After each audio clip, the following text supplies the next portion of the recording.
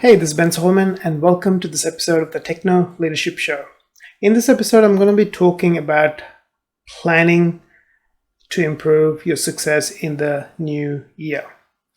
And look, although this is a preface to the new year, which is coming up in a week or so's time, this kind of planning process you can use at any point where you decide you want to make a change in your life, in your career, in the work that you do. The thing is, we don't have to wait for an arbitrary date, the new year, Christmas, the first of the month, the first week of the month, to make any changes. From a work perspective, yes, you might have certain cadences that the business runs at, but from a personal perspective, you can start today. Today can be the first day of the rest of your life. And you can choose to make those changes, make those plans, and work your plans from there. Some of the things that I've found beneficial for myself, which, I'm not preaching this as the way to do it. This is one of the ways to do it. You have to figure out the best way for you. But what I'm going to share, I hope will give you an idea of what's possible and an alternative to the usual narrative of doing the whole year's goals. I used to do that, the whole year's goals, but in most cases, I wasn't really able to focus. I wasn't able to break it down properly or assess things properly in a manner that mattered and allowed me to get to the end results that I wanted.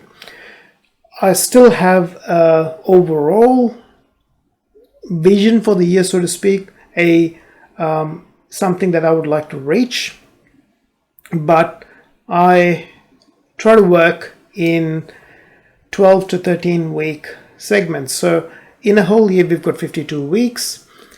This 12-week, 13-week thing came from my health side of things. So when I go to the gym, when I do health work, if I'm making changes in diet, in nutrition and things like that, I do it in 12-week stints. So if I'm doing a workout plan, I'll work on that plan for 12 weeks. No matter what happens, I'm working on it. I'm not worrying about the result.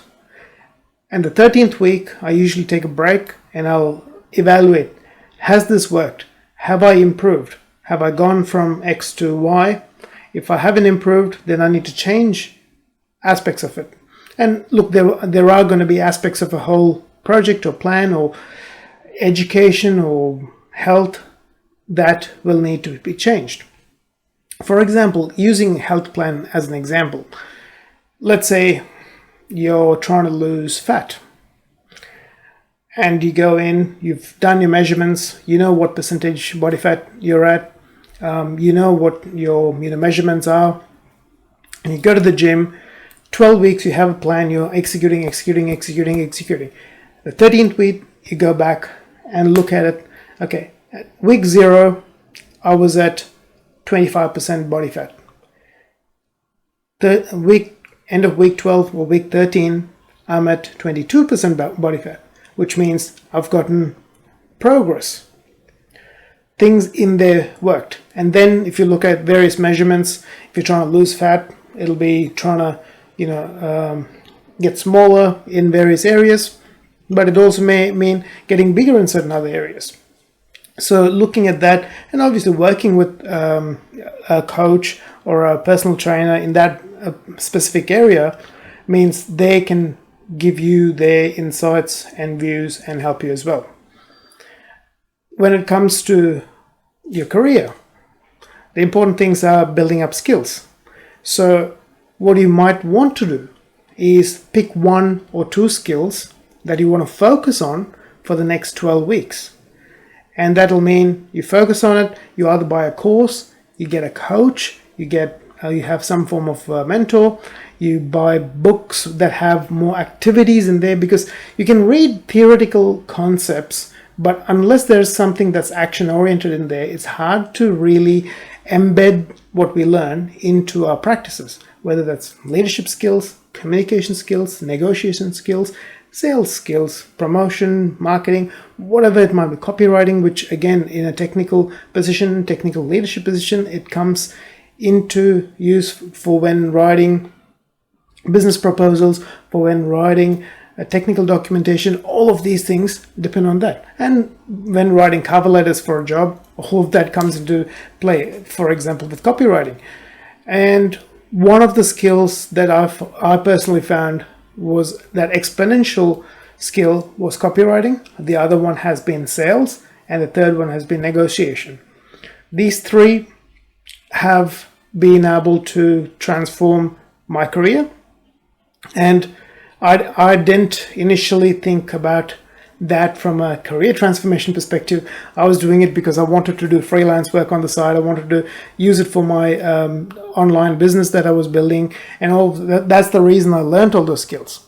But inadvertently, I realized all of this, could be used in my career, and that kind of helped me have that exponential curve in my career where I was struggling to get into tech management that I wanted to get into, and then got into tech management, grew in that, built up a really good profile, built up a good team, built up a great innovative stack of technology and everything that we did, and then was able to pretty much work myself out of that job and get into a technology director role, and then finish up there as well. So the thing is, these sort of skills help with that exponential growth.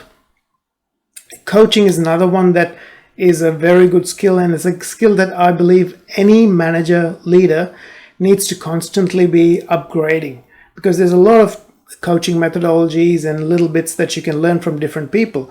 So even if it means you pick one book on coaching methodologies and do that, work through that over a 12-week period where you read a few pages, you implement some of those aspects into your leadership, and when you run one-to-ones with your staff and you grow, you're putting it into action, which means you embed the learnings into your mind, into the kind of person that you are, and then it becomes a natural part of you. And that's the thing we've got to do with learning, with growth, whatever it is. Break them down into smaller pieces.